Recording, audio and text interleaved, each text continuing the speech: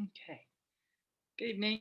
Um, we so we've been talking a lot about the ideas surrounding meat and milk and the halachot pertaining to that. Today, I wanted to go in a little bit of a different direction to another issue of kashrut. This one's less going to be involved in our own homes, but is going to be a question of going to restaurants or purchasing prepackaged foods, and that's what's called bishul akum, food that is made by a non-Jew. So this the basic thing to know here is that there is a prohibition that we have. We are not allowed to eat food that is cooked by a non-Jew, but there are quite a number of caveats to this rule that make it less than simple. So we will explore just how the rule came into being, what exactly are the parameters, and how it applies nowadays. So to start, we'll see the source of this halacha, and we will start with the Mishnah.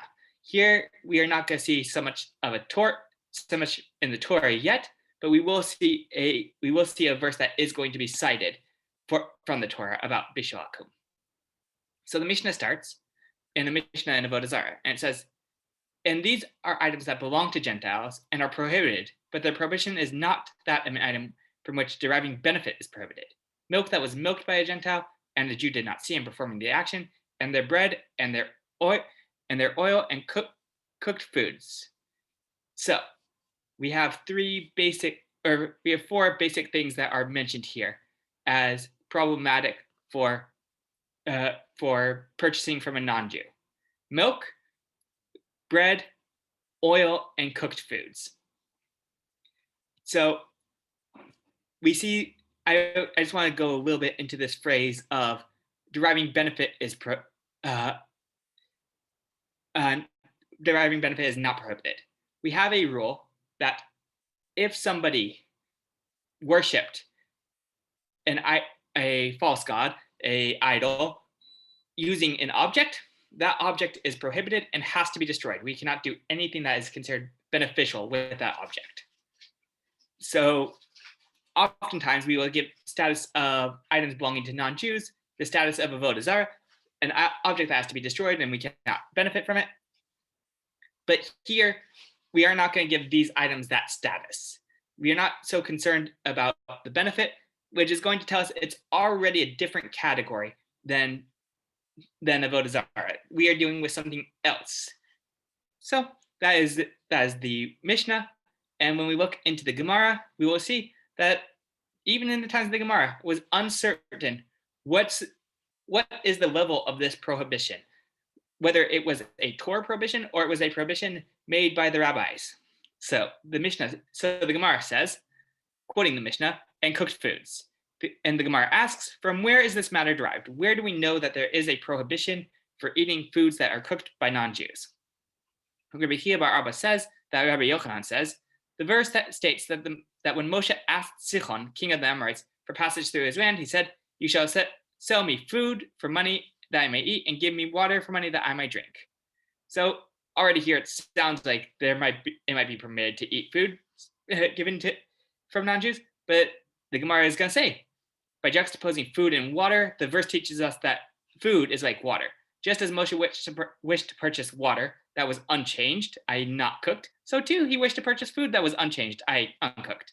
Evidently, this is because food cooked by Gentiles are prohibited. So the Gemara says we have a biblical source for the prohibition of eating foods cooked by non-Jews. However, the Gemara is going to refute this. The Gemara raises a difficulty. If that were so, then in the case where a Gentile had wheat and made it into roasted grains by roasting it in the oven, the wheat should also be prohibited as it was cooked. And if you would say, indeed this is so, this cannot be, as it was taught in a Beraita, if a Gentile had wheat and made it roasted grains, it is permitted. Rather, the cooking of a Gentile is prohibited by rabbinic law, and the verse is cited as a mere support. So what's going on here is the Gemara raised a difficulty with the biblical proof by saying that we have that our other source for that we have another source that talks about cooking food or a non-Jew cooking food and selling it to a Jew, and that is this toasted wheat, these toasted grains, which are permitted and can be purchased from a Gentile. If that is the case, then we see that verse that said that we were looking for an unchanged food can't be applied here, and therefore it is only rabbinic prohibition, and it does not apply to all foods, just some cooked foods. So this is where things get a little bit tricky, because how are we supposed to know which cooked foods are okay and which cooked foods are not okay? So we'll see that this is going to be a question amongst the rabbinic authorities. Let's start by looking at the Tosfot on this Gemara, where he says, "And cooked foods, from where is this matter derived?" So he's going to be commenting on the idea that we are looking for a source for the prohibition of cooked foods. Rabbi Tom says that since the Talmud inquires about cooked foods and thought initially that it was of biblical origins, perhaps it was an ancient decree, and it was not decreed at the same time as bread baked by a Gentile. And the word shelakot relates to cooking, as is evident from the discussion here. And they originally decreed on it based on a concern for marriage, i.e. intermarriage. But they did not initially institute a decree on bread, since the concern for marriage is not as applicable to it, since it does not create as much closeness, until Shammai and Hillel came and decreed the 18 matters on bread as well. And even though in the Mishnah it states bread prior to cooked foods, nevertheless, cooked foods here were an earlier decree. And when they permitted bread, they did not permit cooked foods for the same reason, since bread and cooked foods are two distinct matters. So to explain what's going on here, the Gemara also asks the question on bread, where does this decree come from? And it states that we know when that ruling was made, and it was made in order to keep the Jewish people away from intermarriage. But because they asked such a question on cooked foods and brought a biblical source rather than from this matter. Okay.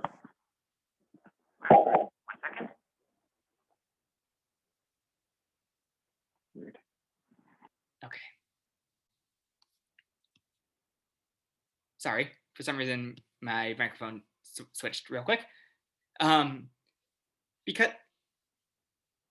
Because the Gemara did ask this question about cooked foods and did not bring a known source for the decree. Tosfot says it can't be treated as the same as the decree of bread. Now we're going to see that there's going to be some leniencies in regards to bread itself, and Tosfot wants to say that those leniencies we can say about bread don't necessarily apply to all cooked foods, since they were two different decrees given at two different times. So that's one of our sources. Another of our sources is the Hauss Ashre, who writes, and the Rashbam writes in the name of our teacher. Here that our teacher is going to be the Ramban, that bishul akum is prohibited due to a decree, that perhaps the Gentile will feed him something impure. So Tosfot said that the reason for bishul akum was going to be the same as the reason of pat akum, that's about intermarriage, and it is stronger than pat akum, but it's still the same reason. But the Haggot Asher is going to say that it is not a concern about intermarriage, but a concern that one might accidentally be given something that is not kosher. So these are the two opinions. And we will see that both of them are brought by Rashi. Rashi says in his first comment on our page, and cooked foods, anything that the Gentile cooked, even in a kosher utensil, and all of them are due to intermarriage. So Rashi brings this first idea of intermarriage in his commentary on the Mishnah that we read. And then on his commentary in the Gemara itself, he says, so that the Jew should not frequently eat and drink with him, whereby he, the Gentile, may feed him a non-kosher item. So we see that Rashi cites both reasons. Now, to be a little bit anachronistic, Rashi Rashi is quoting the Tosfos and the opinions of the Tosfos and the Rashbam. Really, Rashi came before both of them, but he's still saying both sources, and we're going to see that according to the Aruch HaShulchan, who is right here being mislabeled as a Rishon, he is a later authority. The Aruch HaShulchan lived in the 1800s. He says that there's a reason why Rashi really needed to state both of these opinions. So the Aruch HaShulchan says the majority of poskim write that the reason for the prohibition of cooked foods is due to intermarriage, and some of our teachers write that the reason is so that he should not feed him a prohibited item. Rashi in the Mishnah there writes that is due to intermarriage, while in the Gemara he writes the reason as that he should not feed him something forbidden. See there. And perhaps the reason he mentions both is related to why they were lenient concerning bread and not for cooked food, since there are two reasons for cooked food as to why they are forbidden, and concerning bread, the second relating to eating a forbidden item is not relevant, as regarding bread, that what is inside is clearly visible, in contrast to cooked foods. Therefore, they were stringent with cooked foods and not for bread. So the Aruch HaShulchan says that the reason why Rashi cites both opinions is because Rashi wants to differentiate between bread and cooked foods, unlike Tosfot, who said that they were both for the same reason. Because that way we could say, even if when we're lenient on bread, we can't necessarily be lenient on the cooked foods. So this brings us to Piskei Teshuvos. This is not a contemporary halachic source, but a good collection of what was considered a significant opinions at the time.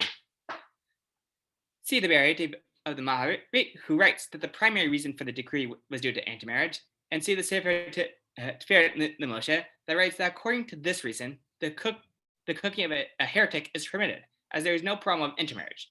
But there is another reason explained by the Beit Yosef, that perhaps he will give him, the Jew, a forbidden item.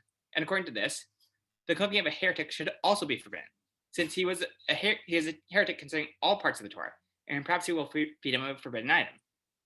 And according to this, the same applies to a heretic for publicly violating Shabbat, and for the entire Torah except for these two, Pa'akum and Bishakum, which he does observe, that he has the same status as a Gentile.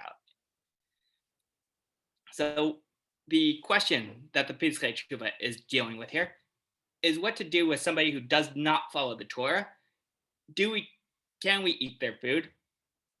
Because if the concern is just one of intermarriage, which is the opinion of the Tosfot and the first opinion of Rashi, then there should be no issue. There should be no issues, because we are allowed to marry somebody even if they do not follow the Torah. But if the concern is a concern of eating forbidden items, eating treif, then we will still have a concern. So therefore, a question of somebody who is not considered trustworthy in Torah observance, we have a question: Can one eat food that they cook, even if we know all the pots and pans used were kosher and such? So that was the question raised to the Piskei Teshuvos, and we'll see that this is a question that continued up until the modern times. We will see the Tzitz Eliezer and Rav Ovadia Yosef, both of whom deal with these questions. The Tzitz Eliezer says, this is the ruling that emerges from our investigation of this, that there is no reason to be concerned with Bishul Akum for the canned goods produced and cooked foods and cooked in the factory, whose owners have relinquished the yoke of mitzvot and publicly desecrated Shabbat, God forbid, when there is a Torah student who is God-fearing appointed over them and supervising them and serving as a mashgiach and with a watchful eye on everything that happens there.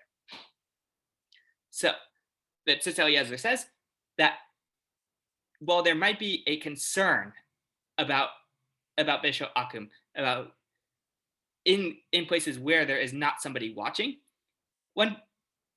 you can have a mashgiach, you can have somebody who is there for the purposes of watching the operations, and that will serve in order to get rid of any of those doubts about the kashrut status, and it will make it so that we can eat the food. The second opinion is that of Avadia, who is tends to be even more lenient on most matters. And Rav Avadia says, I elaborated on the halacha concerning whether cooking done by a mumar, i.e., a person who does not follow Torah law, for the public desecration of Shabbat has the status of bishul akum. And I emerged with the strength of permission. He says, I came out lenient. I came with a lenient position, and we only wrote that in order to do the best thing with regard to canned foods made in non-religious kibbutzim. The rabbi who is the mashgiach of kashrut should press the electronic button to begin cooking, but this is only for do not be called wicked by refraining from being good. He says that Rabbi Vadia recommended that the cooking be done that by somebody who is Shomer Shabbos, Shomer Kashrut, somebody who follows the Torah law. But at the end of the day, even if the cooking was not done by this person, nevertheless, it still would be kosher as long as there was somebody watching over to make sure that nothing treif, nothing not kosher was added to it. So we see that even according to both opinions, you do not need to have the cooking done by somebody who is Shomer Shabbat, Shomer Kashrut. The last of the sources, modern day poskim that we see on this is the Sefer HaKashrut, who is the final collector of all these different opinions, and he quotes the poskim disagree whether one who desecrates Shabbos publicly has the status of a Gentile to forbid items that he cooks as bishul akum. Some have ruled that in this case, and that in cases of need, one may be lenient. So we see across the board that the authorities are lenient in this matter and say that that cooking, if it's done by a Jew, does not necessarily take on the status of food cooked by a non-Jew, even if they desecrate Shabbat or kashrut. So that is the basic sources of bishul akum. As I said, there are many categories that are contained within bishul akum, and many different subsets. So one of the first things that we are going to look at is which foods are forbidden, because not every type of food is considered bishul akum. Sometimes some things are, but many things have the status of okay, no matter what the circumstances are, even if it was cooked by a non-Jew. So we'll start by continuing in that Gemara that we were looking at the start, which quotes a machlokas, a argument. Rav Shmuel by Rav Yitzchak says that Rav says any item that is eaten as it is, i.e. raw, is not subject to the prohibition against eating the cooking of Gentiles. The Gemara remarks, in the study halls of Surah, they taught it this way. In Pumbedita, they taught it like this. Rav Shmuel by Yitzchak says in the name of Rav, any item that is not eaten together with bread on the table of kings is not subject to the prohibition of eating the cooking of Gentiles. In other words, food that is not eaten by distinguished individuals are not subject to the prohibition. So we see two different ideas of what is not prohibited. Either something that is okay to be eaten raw.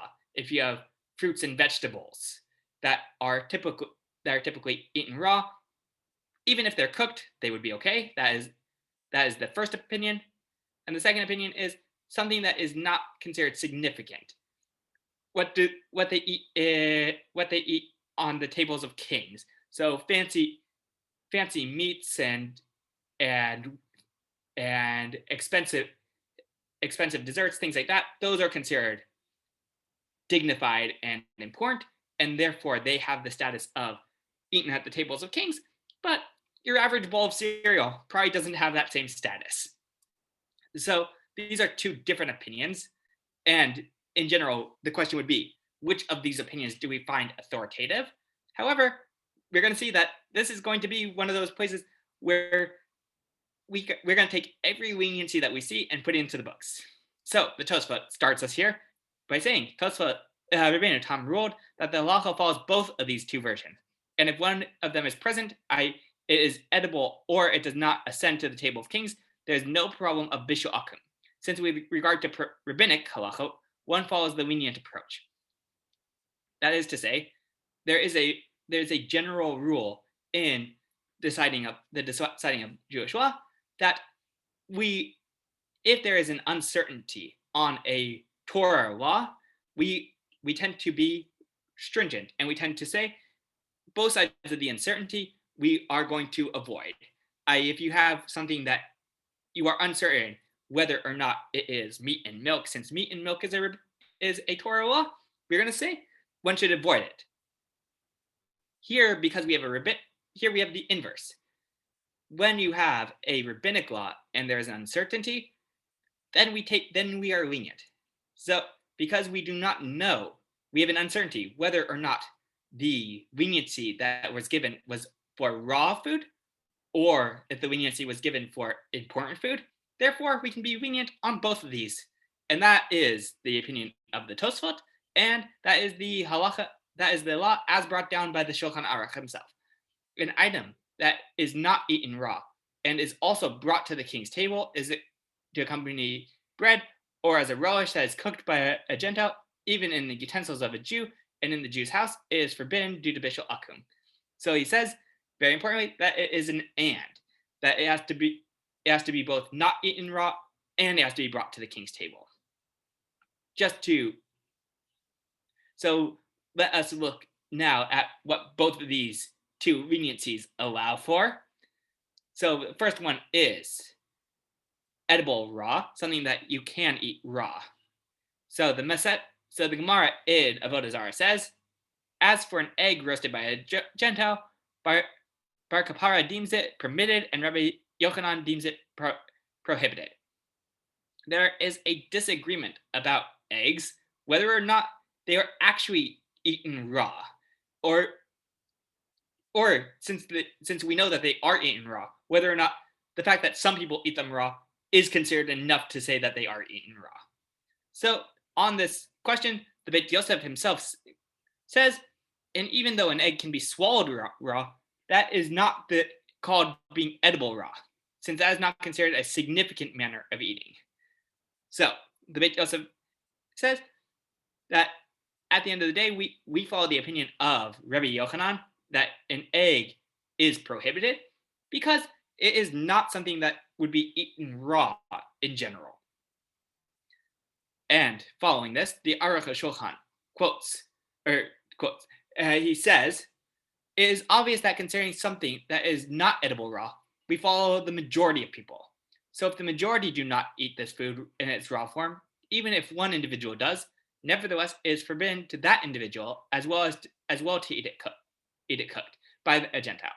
And if the majority eat it raw, even if an individual only eats it cooked, he is nevertheless permitted to eat it when cooked by a Gentile, since his opinion is nullified in comparison to everyone else.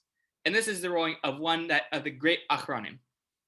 But if one country eats it raw and another country only eats it cooked, they are not nullified to each other. So the Aruch HaShulchan tells us that an individual does not have the ability to change the status of an object as something that people eat raw or not. But an entire country, an entire group of people, a community, does have the ability to change its status.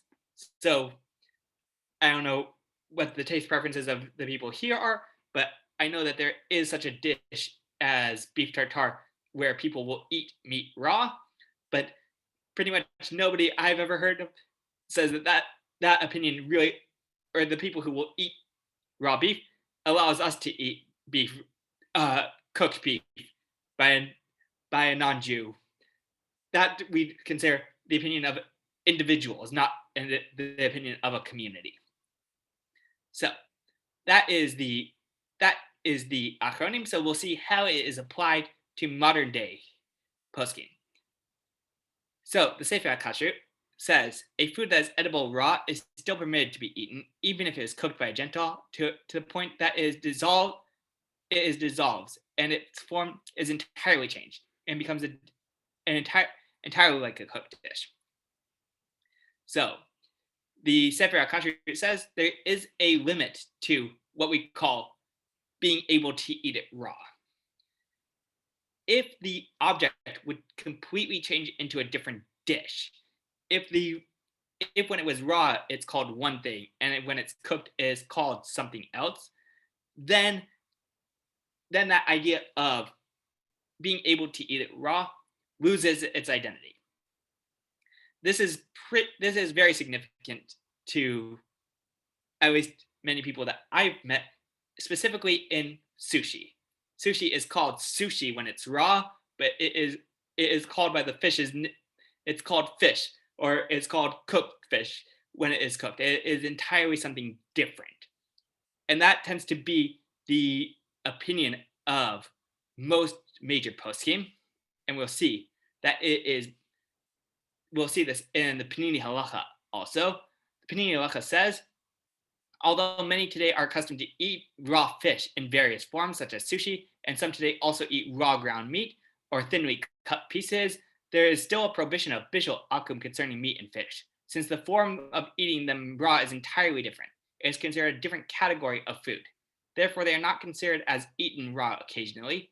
Moreover, it is not possible that due to one form of eating, the prohibition of cooking would be abolished for meat and fish, as a large portion of the activity of cooking revolves around meat, fish, and meat. But concerning the sushi itself, despite the rice being cooked, there is no prohibition of bishul akum, since the primary food is the fish, which is not cooked. So the Panini Halacha says, very straightforward, that even though there is such a thing as eating these meat and fish raw, nevertheless, that does not. We're not gonna say that is going to nullify the decrees of bishul akum. So usually when we talk about things that are eaten raw, therefore it is going to be in regards to fruits and vegetables and other such items. So that is the first of our leniencies, is eaten raw. The second leniency is served at a king's table. Now, the Shulchan Aruch, as we saw, said that as long as something would not be served at a king's table, it's considered to be not subject to the prohibition of bishul akum. And we'll see, the Aruch HaShulchan says here, trying to define what is and is not considered served at a king's table, concerning potatoes. It seems, in my humble opinion, that they are called not being served at a king's table, and if a Gentile cook them with water alone or bake them, it is permitted to a Jew to eat them, as it is known that they are simple food, and only the lower class of people eat them in large numbers due to the poverty and the pressing need. And although the wealthy also eat them occasionally, this is due to their proliferation, since there are a lot of them in the market, and not because they are a significant food. And they certainly would not be brought to a king's table, neither to accompany bread or as a relish. And only while they are cooked, when they are still soft, would the dignitaries purchase them and place them into another food with spices, but they would not eat as a food in the entire year. But I found one great Torah sage who wrote that potatoes are served at king's table. Perhaps in earlier times when they were not as available, it was an important food, as it has been about 100 years since the species was brought from the countries across the ocean. But now, in our countries, where they're planted a lot, it is the food of most of the masses, and it is very simple food. And the most tender and delicate person says throw it forward. In my humble opinion, that it cannot be termed as being served at the king's table, and one must carefully consider the issue. So he's dealing with a lot of different issues here, but the main stance of the Aruch HaShulchan is that since it's a common food that everybody eats and it is not exclusive, say, to the nobility, therefore it does not have the status as served at a king's table, and it is okay to be cooked by a non-Jew, and there's no concern of bishul akum. So this is a big leniency, to say the least, because it's not, at this point, we are going to say that being served at the king's table does not mean anything that a king would eat, but rather something that is considered significant, something that anybody who looks at it would say that is a significant food. That is something that is fancy, something that they would go out of their way to get, not necessarily a potato. So we see that this is going to come into a lot of play with the modern day poskim. So we'll start again with the Sefer HaKashit, who collects a lot of the opinions, and he says the definition in practice of a food that is brought to the king's table depends on the location and the time, and there are some items whose status change in light of the contemporary reality, as explained in the footnote. And in the footnote, he's just going to explain the position of the Aruch HaShulchan, who argued that even though that since potatoes changed their status at the time in his time from significant to not significant, therefore potatoes dropped in status. Another opinion to see is the opinion of the OU kosher, which we'll see is their stance on what they do and do not give a hechsher to, depending on bishul akum. And the OU tends to be a little bit more stringent on these matters. But they say, essentially, the halachic position of the OU is that canned fish does not become forbidden as a result of bishul akum, since the fish is not suitable for a state dinner. This argument is strongest for sardines, which are not gourmet fish. Indeed, the Bushi Mordechai testifies that in Europe, Torah scholars and Gedolim alike ate sardines that were prepared by Gentiles, even though this was not the universal practice. Tuna, even though it is a higher quality fish, and tuna steaks and baked salmon that are served at elegant dinners, nevertheless, the manner in which the canned fish is prepared renders them inappropriate for a meal of the aristocracy. A gourmet chef would not attempt to prepare an exquisite fish platter with canned tuna salad, salmon, or sardines. So they state that even though these canned fishes, the fish themselves could be the status of something that would be served at a king's table, nevertheless, the canned fish would never itself does not come to that status, and therefore, even though it's the same fish, it drops essentially through the canning process. So that is the opinion of the OU. We'll see that Rav Schachter quotes that this is not necessarily universally accepted.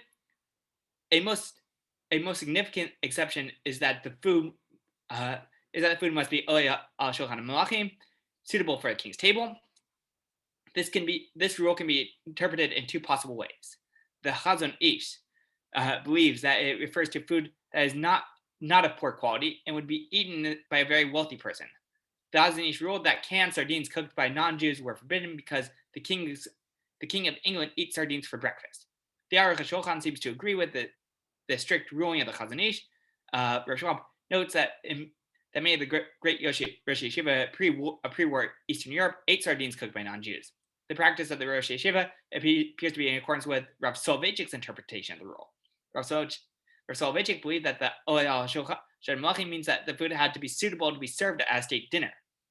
Rav Soloveitchik's interpretation has great implications, as according to his approach, almost no canned food, which would be included in the bishul akum prohibition, because food served at a state dinner is cooked fresh. So we see that that the fundamental disagreement of the two opinions is whether or not the idea of served at a king's table means a king himself would eat them, or whether or not they are appropriate for a king to serve to his guests. Here in general, we'll see that most authorities follow the opinion of Rav Soloveitchik and the early Rosh Yeshivas, who all seem to say that it is the opinion that it is a state dinner. Okay, so Rav Moshe. So we'll look at one more of the poskim or modern day poskim on this matter to see how it is applied by kosher agencies. So Rav Moshe Heinemann is a modern day Rav, and he is the one who gives the hechsher of star K in America, and he says the prohibition of bishul akum does not apply to foods that are not prestigious and would not be served at king's table while hosting an official state dinner. These foods are permitted because a person does not experience deep feelings of gratitude and appreciation when someone warms up a can of string beans. Therefore, cooking non-prestigious food would not bring on feelings of closeness between preparer and recipient. Any food that would be served at a wedding feast because it is not elegant, i.e. donuts, would certainly not qualify for bishul akum. The Star K asked the White House executive chef what the White House banquet policy is regarding the use of canned produce for state dinners. A specific question was what is their policy regarding canned cranberry sauce. We also asked whether potato chips were served at state dinners. The chef's response was as follows: we would serve whatever the guests. Sorry, that got cut off a little bit, but they said. They essentially said they would never use canned goods. Everything that they serve is prepared fresh. So canned goods in general, based off of this report of what happens in the White House, would be okay because canned is not considered to be significant and is not considered something that would ever go onto a king's table because it is not fresh. So those are those two main concerns. Now, a big question that remains is for teas and coffees and other hot drinks. Do they also have the status of bishul akum? Given the fact that it is very well known that anywhere you can go you can get a black coffee. We might have an assumption going in, but it is good to see where the sources come from.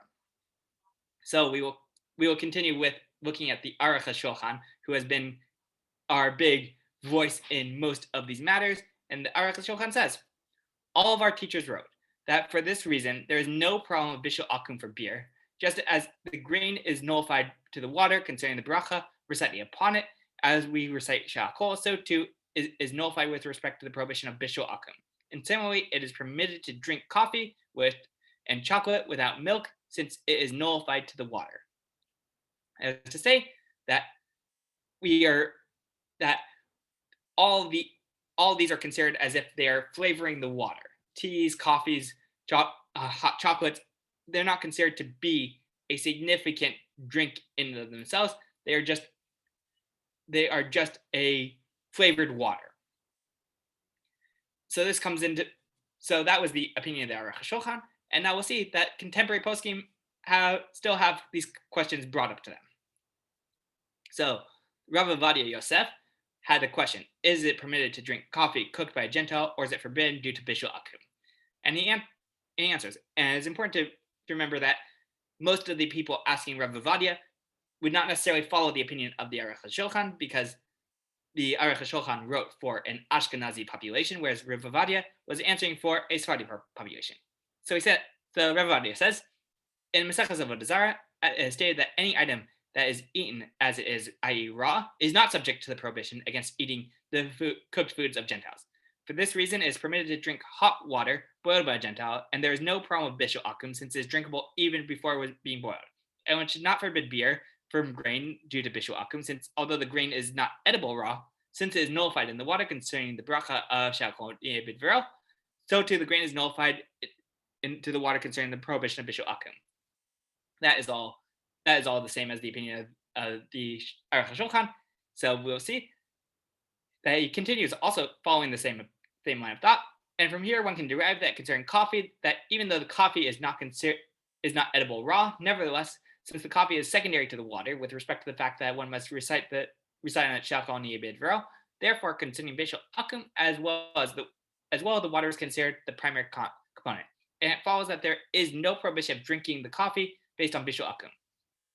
In summary, it is permitted to drink coffee prepared by Gentiles, and there is no concern of bishul akum. And the Achronim write that this is the custom that has spread everywhere, and as the halacha, if the halacha is uncertain in your hands, go out and see what the people are doing and practice it. And one who wishes to be stringent upon oneself, he shall be blessed. So we see that Rav Ovadia, in no short term, says it is entirely fine to drink coffees, hot teas, and that we're not concerned about bishul akum. That's Rav Ovadia. We'll see that this isn't entirely accepted by everyone. So we'll see the response of the Shevet HaLevi. The Shevet HaLevi is a contemporary of Rav Ovadia, and he thought that one should be more stringent even. He said, if so, concerning instant coffee, even though it's already been cooked in the factory to the point that it's become coffee powder, nevertheless, this will not save us to permit cooking afterwards, which is forbidden according to the reasons of the Khatam Sofer, as described above. And even though I can defend the practice of those who are lenient that they do not accept the novelty of the Khatam Sofer, they just adopt the simple meaning of the Tosfot, that is nullified to the water, and this consideration is relevant to instant coffee as well. But since the matter emerged from the mouth of the Khatam Sofer, any Baal Nefesh should be stringent to it on his own. So he says that the Khatam Sofer did not necessarily accept this idea of nullifying the flavoring to the water, that when a person does not drink it for hot water, they drink it for coffee or beer or whatever drink they are drinking. Therefore, one should be stringent and be worried about bishul akum. Okay, so that is all of the built-in categories that are called bishul akum. So now we're going to see what are our workarounds for bishul akum. The most famous and the most practiced of the ways to get out of bishul akum is that a Jew be involved in the cooking process to what is considered a major extent. So they do a major act of cooking. The most famous of these is going to be turning on the fire, as that means the cooking couldn't have happened without the Jew turning on the fire. So we'll see how it comes out in the halacha. We start with the Gemara, which says, Rabbi Yehuda says that Shmuel says, if a Jew placed meat upon flaming coals and the Gentile came and turned the meat over, the meat is permitted.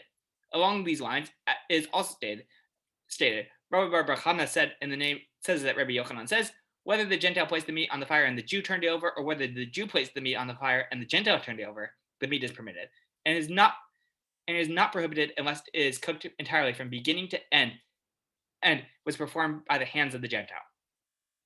So the Gemara says that as long as a Jew has a hand in the cooking process, that there is no concern about bishul akum. That is more stringent than what I referred to as turning on the fire, but it is our first step. So now we will see how the Rambam takes this Gemara and puts it down into actual Jewish law. And he says in his Mishnah Torah, whenever a Jew performs a small part of the cooking process, whether at the beginning or at the end, the food is permitted. Accordingly, if the Gentile placed meat or a pot on the fire, and the Jew turned the meat over or stirred the pot, or conversely, the Jew placed the food on the fire and the Gentile completed the cooking process, the food is permitted. So that is the opinion of the Rambam, pretty straightforward along the lines of the opinions of stated in the Gemara. And now we'll see the Beit Yosef, the source, the long form of the Shulchan Aruch, where Rabbi Yosef Karo writes, quoting Rabbeinu Nissim, another of the Rishonim, whose opinions often differ with those of the Rambam. And Rabbeinu Nissim writes, concerning baking bread, it consists of three activities. If the Jew ignited the fire and the Gentile baked it, is permitted. But that is specifically concerning bread, since igniting the oven is a special activity for it. But concerning other cooked foods, igniting igniting is not sufficient. And this is clear from the entire passage, as we saw, that a woman may set a pot upon the stove, and we say if the Jew placed meat upon the flaming coals, which imply that lighting the fire alone is not effective. And this is what the Rishonim have written, and there's no doubt about this whatsoever. And this also seems to be the case from the words of the Rashba, and Rabbi Yonah writes this also in Igrat HaTshuvot. So the Beit Yosef says the idea of simply lighting the fire is only something for bread, where there's not so many steps in baking bread. You mix the flour, you knead the dough, you put it in the oven. So he says this is only for bread. And he quotes now the Rabbi Yonah also writes there, the Gentile may not place the pan into the fire, even if the Jew threw one piece of wood into the oven, since that is not prepared by throwing in the wood, except baking bread, but not for cooking. Rather, he must place the pan in the oven and place that into the oven to the place that it can get cooked. It is apparent that, according to their words, certainly stoking the fire does not help. And the Rivash writes this also. All of the commentators have agreed that igniting the oven is only effective for bread, but concerning other cooked foods, igniting the oven and lighting the fire do not help or hurt, rather just the placement. If so, the word placed refers to meat, like the words of the Rambam. So that was the opinion of the Beit Yosef, which follows into the Shulchan Aruch. So very black and white. It should seem that lighting the fire is not enough. And then we have the Ramah, the Dachei Moshe, who on his commentary brings in our leniency. It seems to me that all of these many commentaries hold that stoking is also forbidden, like lighting. And that which the Gemara states that a Gentile turned over or stirred the meat is permitted. It does not mean turned over the meat over the coals, which it is stoking. Rather, it refers to the meat, and the Rambam writes that if you turned over the meat and stirred the pot, it is permitted. But from the words of Rabbi Yisrael Isserlis, known as the Maharai, here the author of the Trumat Hadeshin, that I wrote earlier, who writes that the custom is to permit cooking done by Gentile maidservants, since it is impossible that he, the Jew, will not stoke at least one.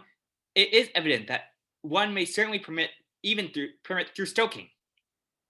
And this is the opinion of the Aruch, Isser Aruch, to permit through stoking and throwing in the chip of wood.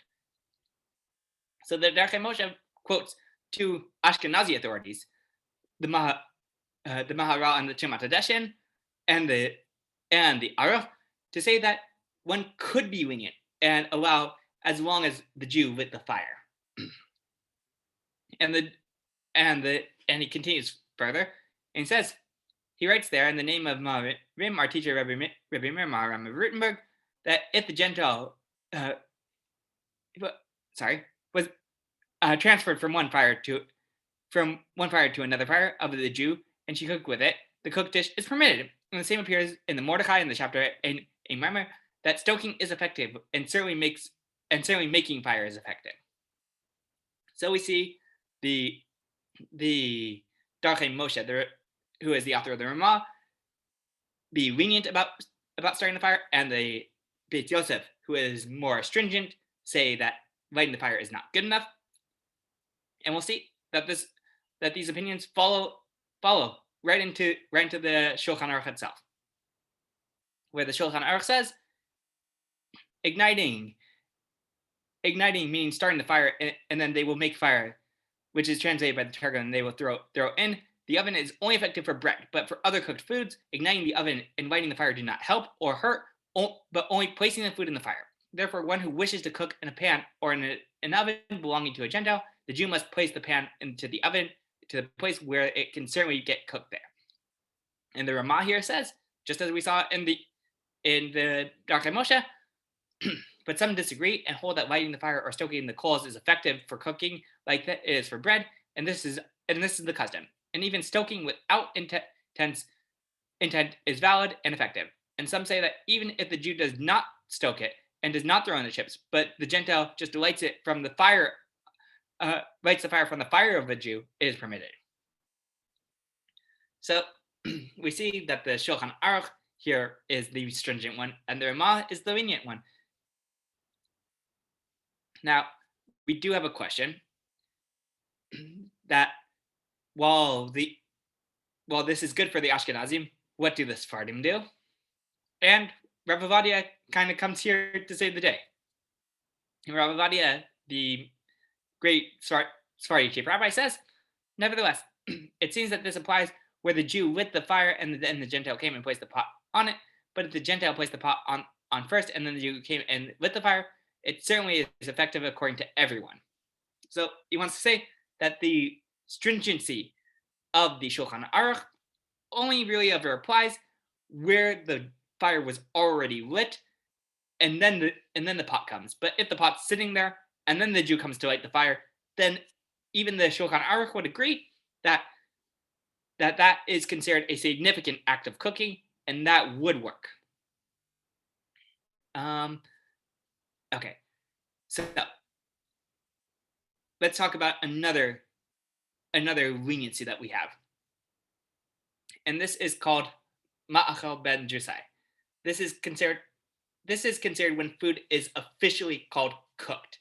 This level of cooking comes up quite frequently in the laws of Shabbat, where cooking is prohibited, but if a food is cooked to a minimum level, ma'achal ben jusai, then it is considered a cooked item, and cooking further is not of concern. So the Shulchan Aruch says regarding this, if a Gentile cooked it to the point of ma'achal ben jusai, I'm sorry, and then the Jew completed it, it should be forbidden unless it is Friday afternoon or Yom Tov Eve, or there is a significant loss involved. So the Shulchan Aruch says that once the food reaches the level of ma'achal ben jusai, then it is considered cooked in all purposes, unless there's going to be some kind of loss that occurs. Either one will not have food to eat on Shabbos or Yom Tov, or there will be a big monetary loss. And therefore, just as it's considered cooked on Shabbos, it is also considered cooked in regards to Bishul Akum, and the item becomes treif. But the Ramah here, being of the more lenient opinion again, says that even that, as long as it's not considered 100% fully cooked, then even ma'achal ben jusai would be permitted as long as the Jew finished the cooking.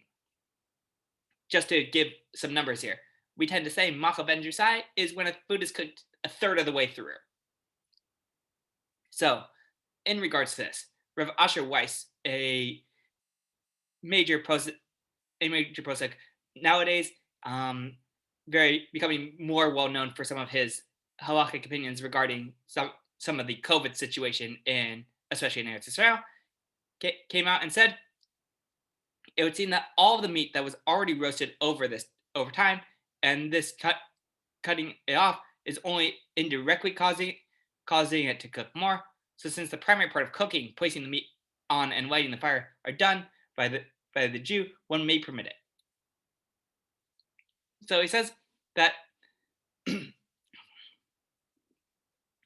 that for shawarma, for those rotisserie cuts that are partially cooked and then sent to the restaurants to be finished cooking, it is permitted, because even though it's cooked up to ma'achal ben jusai, this is never the intended way it's going to be served, and therefore it is still considered a not cooked item fully. And even if it's done by non-Jews, that's not of concern, because the cooking will be finished in the restaurants. I think with that, I'm going to pause so that we have time to get to Rabbi Rosenblatt. Actually, I don't know if Rabbi Rosenblatt's giving shir tonight, so I'm not going to promise something that I don't know if it's happening or not. But thank you for learning with me. I do not believe that I will be continuing next week, but I should be back the week after. And it, as always, has been a pleasure learning with you, and I hope you have a wonderful night. Thank you very much, Rabbi. My pleasure. Oh, are there any questions before I go? Good night. Oh, actually, I do have one question. What is the book that you're using? So this is Sorba de Banan. It is published by the Mizrahi organization, and it is just a collection of mostly Dati Leumi, modern Orthodox poskim and the sources of their psak halacha. Okay, I love the layout. It's really good. I do too. I think it is brilliant. Yes, thank you so much. My pleasure. Have a wonderful night. You too. Good night. Good night.